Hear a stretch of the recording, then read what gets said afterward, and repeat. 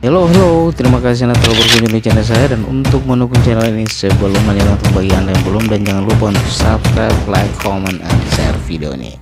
Oke, bye-bye. All crew standby. Audio standby. Ladies and gentlemen, may I have your attention please? It's time. The show starts in 5, 4, 3, 2, 1, go! Ametur ubique terrarum, cor Yesus sacratissimum. Semoga hati kudus Yesus dikasihi di mana-mana. Inilah 100 tahun karya bakti Putri Bunda Hati Kudus dan 100 tahun Monsinyur Yohanes Ars MEC tiba di Langgo.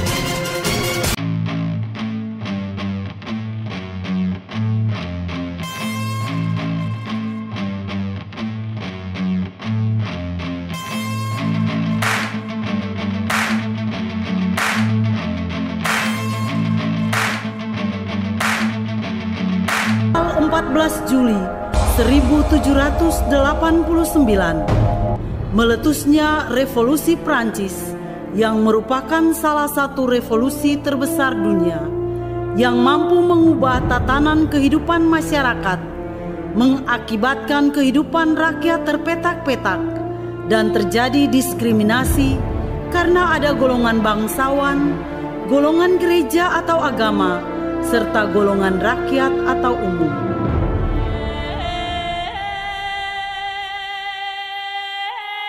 Kekuasaan absolut membuat rakyat hidup tertekan. Perasaan kasih terkikis perlahan-lahan. Dendam, amarah, kebencian, kekerasan, pembunuhan tanpa punya peri kemanusiaan, animisme diunggulkan. Inilah yang disebut penyakit zaman oleh Pater Jules Chevalier.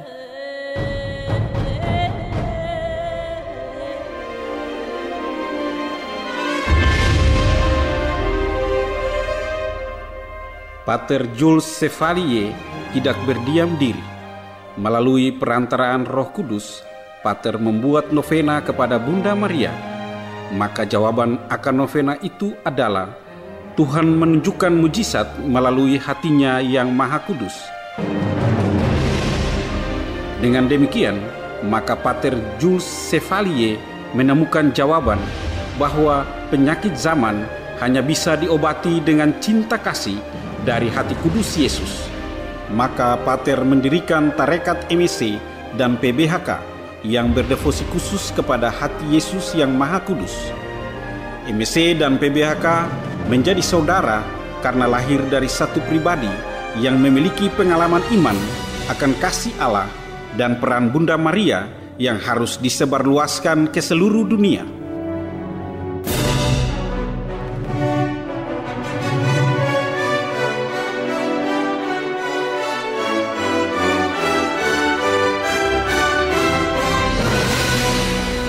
Pada abad ke-15 dan ke-16, benih iman Katolik mulai tumbuh di Indonesia.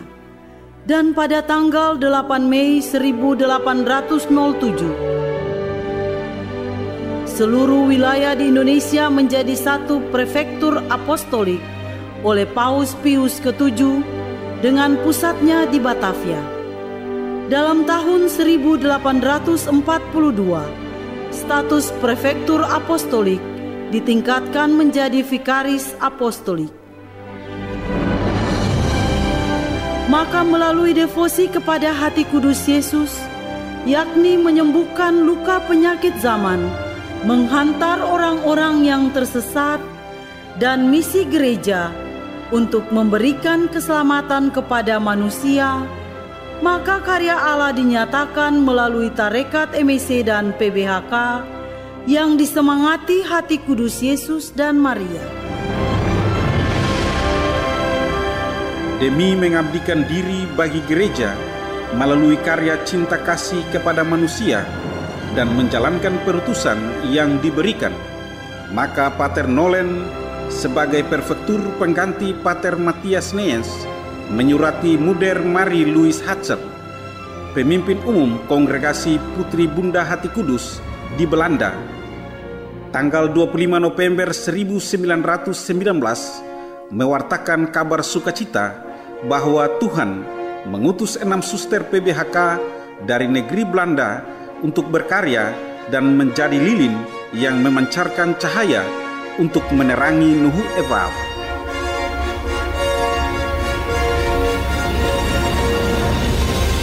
Sebelum berangkat meninggalkan negeri Belanda, mereka berlutut bersama misionaris MSC di depan altar yang dilaksanakan oleh Yang Mulia Monsinyur A.F. Dipen dalam ibadah pujian kepada Sakramen Maha Kudus sebagai persiapan sebelum berangkat.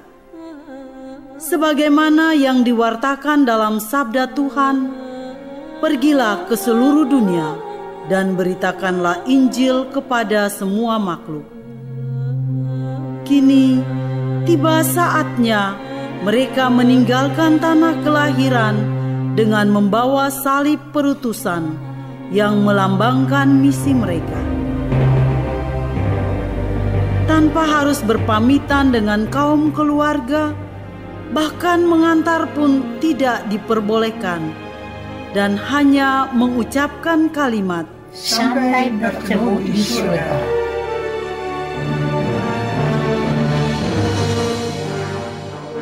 Melalui rute perjalanan yang sangat panjang dan melelahkan dari Amsterdam ke Huise Tabor, mereka berlayar dengan kapal Sindoro menuju ke Indonesia. Tiba di Batavia, mereka disambut dengan ramah oleh suster-suster tarekat Ursulin. Perjalanan yang tidak mulus karena ada tantangan yang mereka lewati.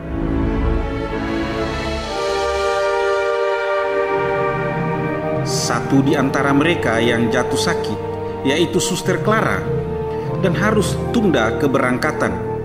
Tetapi itu tidak menyurutkan tekad dan semangat iman, karena mereka menyadari bahwa iman sebesar biji sesawi saja dapat memindahkan gunung. Dari Surabaya ke Ambon, terakhir mereka menumpangi kapal Van Inhoef menuju Tual dan akhirnya tiba di tanah Kilkilun ini pada tanggal 14 Juli 1920. Sukaria dalam penjemputan 6 wanita yang membawa kabar sukacita disambut oleh Pater Hanolens MSc dan Pater van der Kolk MSc dengan menumpangi motor misi bernama Avanti. Barisan penari memagari sepanjang jalan yang dihiasi dengan umbai-umbai.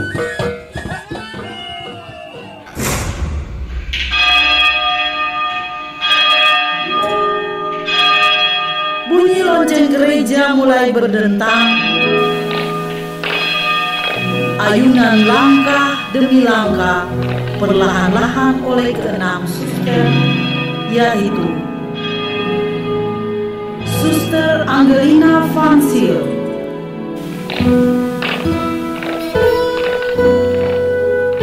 Suster Paula Pavas, Suster Tarsisius Bohers, Suster Clara Bakenhoven, Suster Priska Taimerman,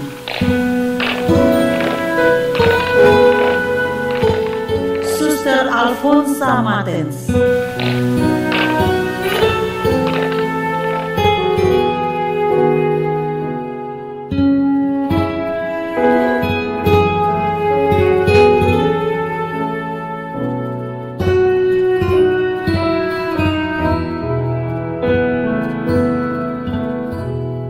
Mereka dihantar dan dipersembahkan di dalam gereja. Sambil berlutut, mereka mengucapkan syukur dengan pujian Magnificat Maria.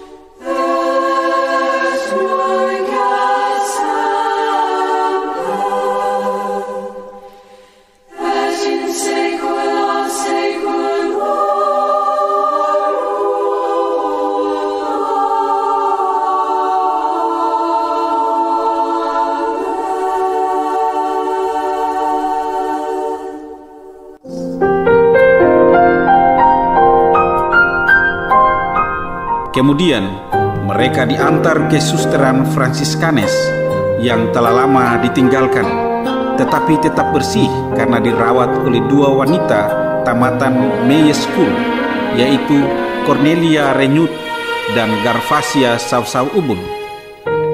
Pater Nolen menyerahkan kunci biara kepada para suster. Tidak menunggu lama, para misionaris muda yang energik, penuh semangat, mulai berkarya, meneruskan pelayanan di asrama Suster Bernadette. Kepala asrama waktu itu adalah Suster Alphonsa Matens.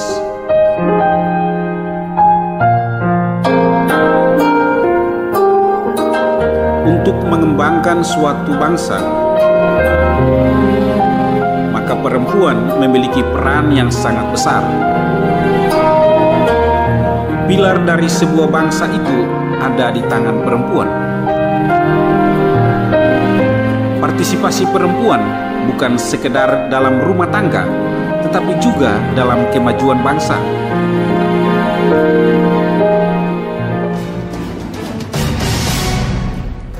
Untuk itu, dengan penuh kesabaran dan keikhlasan, para suster membantu putri-putri Kay yang tinggal di asrama dengan melatih mereka berbagai keterampilan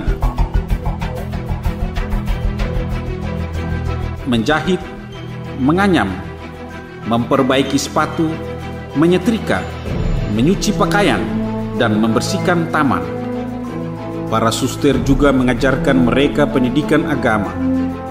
Para suster juga menjadi pengajar di Meyer School setingkat sekolah dasar yang merupakan rintisan Suster Fransiskanes, serta memberikan perhatian kepada orang sakit, walau dalam kondisi terbatas dengan penuh kekurangan.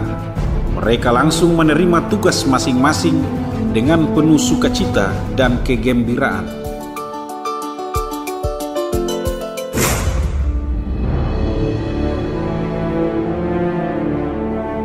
Pada tahun 1923, sebuah klinik kecil dibangun dekat rumah biara untuk melayani orang sakit, sekarang adalah Rumah Sakit Hati Kudus Langgur yang diresmikan pada tanggal 28 Juli 1928 silam.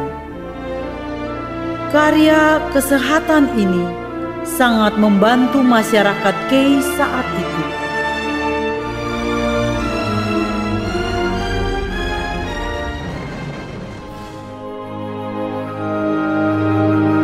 Pada tanggal 8 Agustus 1983, Suster Renarda Jans pulang ke Belanda dan ia digantikan oleh Ibu Ida Rahail. Seminggu sekali, Suster Tarsisius mengunjungi orang-orang kusta yang tinggal di hutan-hutan Langgur karena diasingkan.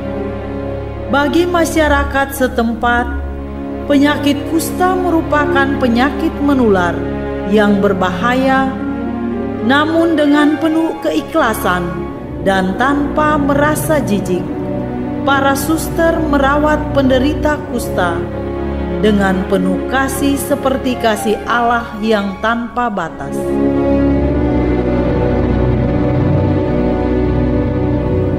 Penderita kusta di Kei kala itu semakin bertambah, bukan hanya di Langgur, tetapi juga di Vatsit, Elat Kei Besar. Untuk itu, 2 minggu sekali para suster harus pergi ke Kei Besar untuk melayani dengan tulus, penuh cinta dan kasih. Akhirnya pada tahun 1940 dibangun sebuah loploseri permanen di Sausi Langgur untuk menampung dan merawat semua orang kusta.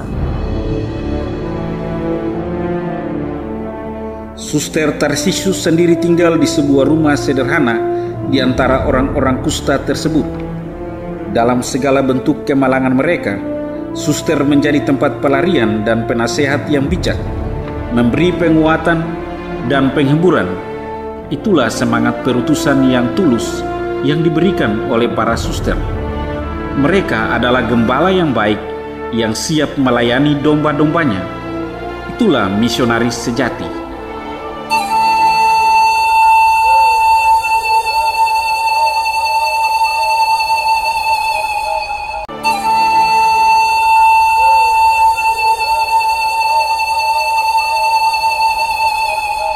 Setelah beberapa tahun berkarya dalam rahmat, ketekunan, kehendak kuat, dan penyelenggaraan kuasa ilahi, maka para suster juga saling membantu dimanapun bantuan diperlukan, mulai dari menangani asrama putra Santo Don Bosco, memelihara anak cacat atau difabel, melayani makan minum dan cucian para pastor dan bruder di MSC, menjaga peternakan, membangun dan menggiatkan karya-karya yang telah dirintis oleh Suster Franciskanes sebelumnya.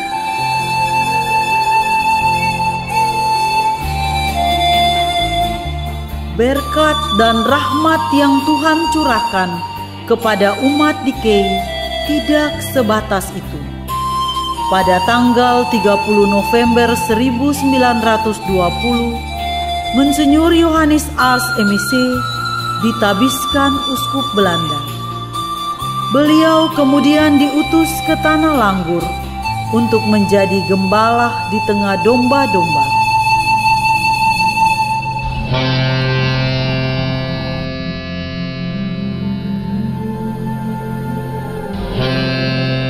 Yang Mulia berangkat bersama dengan 3 suster FDNC, yakni Suster Christina, Suster Theodora, dan Suster Franquis. Mereka tiba di Langgur pada tanggal 14 Juli 1921. Kurang lebih 3.000 orang datang ke Langgur untuk mengucapkan selamat datang dan merayakan pesta besar menyambut uskup pertama yang berkarya di Kei bertempat di Langgur. Pada tanggal 1 Mei 1927, Uskup Yohanes Ars mendirikan tarekat pribumi, yaitu Tarekat Maria Mediatrix, di bawah pimpinan Suster Angelina van Zyl. Karena pada saat itu, tarekat PBHK belum menerima suster-suster asal pribumi.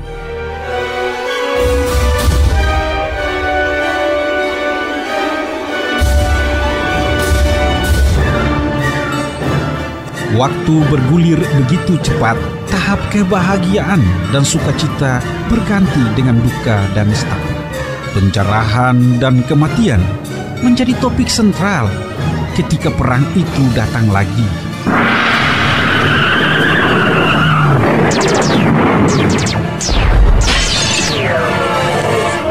Para suster sangat menderita bersama masyarakat yang turut ditawan. Mereka juga harus diberangkatkan ke Ambon untuk menjadi tawanan dan tinggal bersama tawanan yang lain.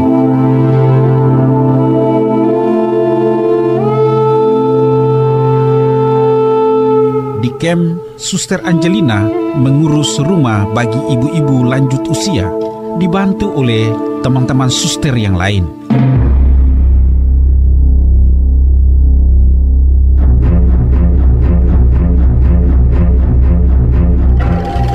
Peristiwa ngiri itu pada tanggal 15 Februari 1943 jam 11.00 terdengar bunyi sirene udara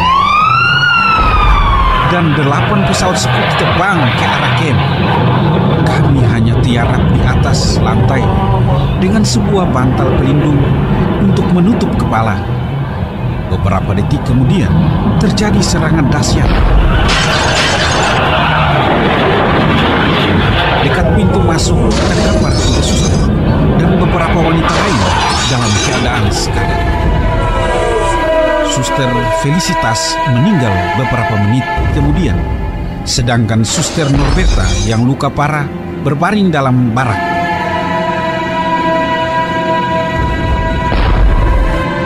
Api terus menjalar ke pantai dan akhirnya 4 suster terbunuh lagi, yaitu Suster Priska, Suster Norberta, Suster Josefa, Suster Felicitas, dan Suster Zaveria meninggal sebulan kemudian. Suster Paula Palvas mengalami sakit kepala kronis yang memaksanya untuk kembali ke Belanda. Suster Tarsisus berangkat ke Australia dan kelak kembali ke Langgur untuk melanjutkan karya pengabdiannya. Sedangkan Suster Angelina patah lengannya. Ia seakan tak berdaya. Namun nuraninya berbicara dengan Bunda Surgawi bahwa apabila tulang-tulang lenganku sembuh, maka aku akan menulis kesaksianku dalam majalah Analis dalam bahasa Prancis maupun Belanda. Akhirnya Suster Angelina sembuh juga. Dan pada tanggal 14 April 1948, Suster Angelina menulis sepucuk surat kepada pemimpin Belanda yang berisi, "Kami telah membangun kembali misi di Kei yang hancur, tetapi kami sangat cemas bagaimana melanjutkannya. Syukur para suster yang lama berkarya tidak mengambil cuti sebelum pengganti tiba. Dengan semboyan mereka adalah, saya malu terhadap Tuhan apabila diriku bersama keluarga bersenang-senang menikmati liburan, sementara karya Tuhan diterlantarkan di sini.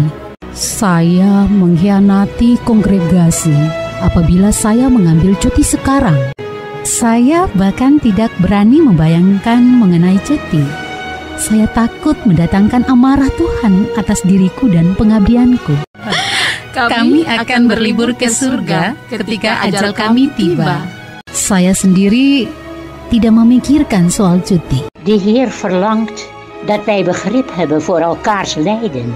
En ofschoon wij blank en zij donker zijn, houden wij van hen omdat God van ze houdt. Dengan mewariskan teladan iman yang kokoh, harapan yang tak kunjung padam, menjadikan keenam suster dari Belanda ini seorang misionaris yang penuh cinta kasih dan sebagai simbol belas kasih hati kudus Yesus. Maka para suster pun menjadi guru atau pengajar di Lehre School Matthias atau SD Matthias Langgur. Pada tahun 1949, Suster Boromea Hagenars membuka Sekolah Kepandaian Putri atau SKP Santa Teresia Langgur, kemudian diintegrasikan menjadi SKKP, dan pada tahun 1993 berubah menjadi SMP Santa Teresia Langgur sampai pada saat ini. Untuk melanjutkan karya pendidikan ini juga, Sekolah Menengah Kejuruan dibuka. Tujuannya melatih putri-putri pribumi untuk terampil di bidangnya. Akhirnya SMKK Santa Teresia dibuka dan sampai kini menjadi SMK Pariwisata sekarang. Sungguh karya pelayanan yang luar biasa dalam memajukan pendidikan di Tanah Kei.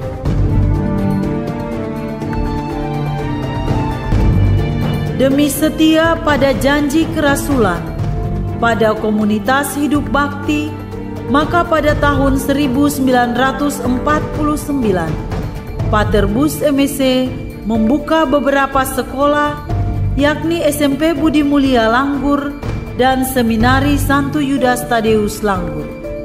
Keenam suster dari Belanda ini juga menjadi pengajar pada sekolah tersebut.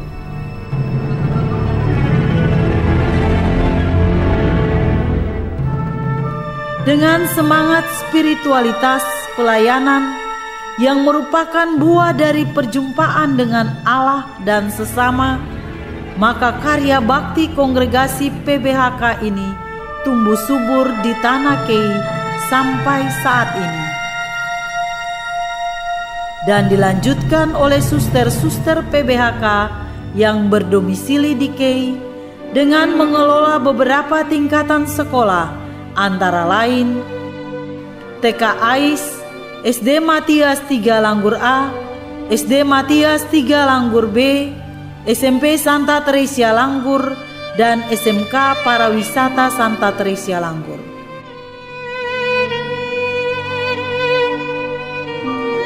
Berkat kegigihan dan semangat akan pelayanan, maka para suster juga mengelola panti asuhan Solandres Putra dan Putri. Pada tahun 2002, Suster Teresia Lefteu selaku superior daerah PBHK Maluku saat itu meminta kepada provinsial agar asrama Solandres Putra ditangani oleh MSc dan Solandres Putri ditangani oleh PBHK, dan kini berkembang sampai saat ini.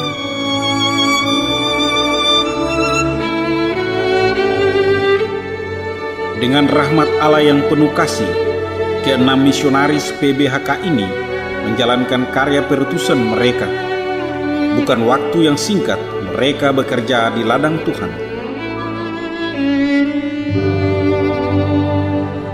Suster Priska Temachmen meninggal di Ambon pada tanggal 15 Februari 1943 akibat terkena bom pada Perang Dunia Kedua.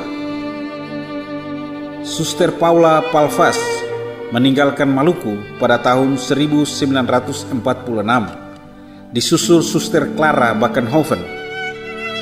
Suster Alfonsa Matens pulang ke Belanda pada tahun 1948. Pada tahun 1952, Suster Angelina Van Zyl meninggalkan Maluku, dan pada tahun 1967, Suster Tarsisus Bohers meninggalkan Maluku.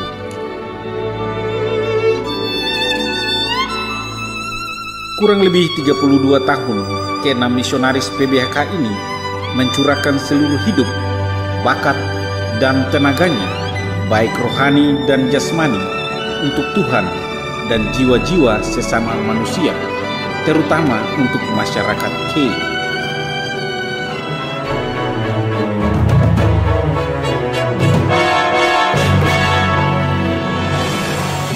Kita harus bersyukur kepada Tuhan, karena dalam kalangan para suster hidup suatu semangat yang agung dan luhur dalam melaksanakan karya pelayanan yang menjadi sumber spiritualitas Putri Bunda Hati Kudus, mencontohi pribadi Yesus yang merupakan guru sejati.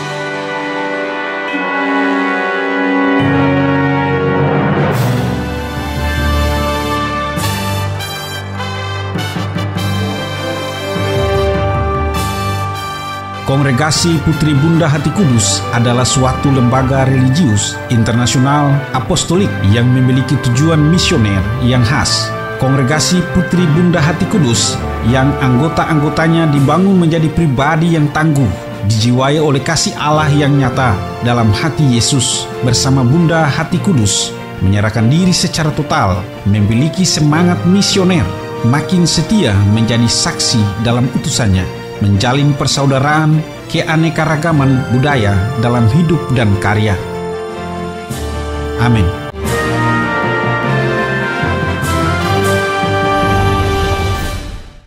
Puji syukur Tuhan tak terhingga,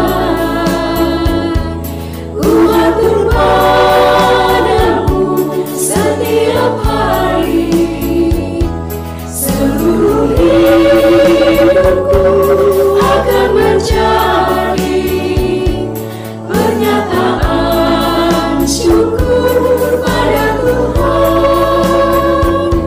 Meskipun hidupku penuh cobaan, ku tetap percaya pada kasih-Nya. Seluruh hidupku akan menjadi pernyataan syukur pada Tuhan.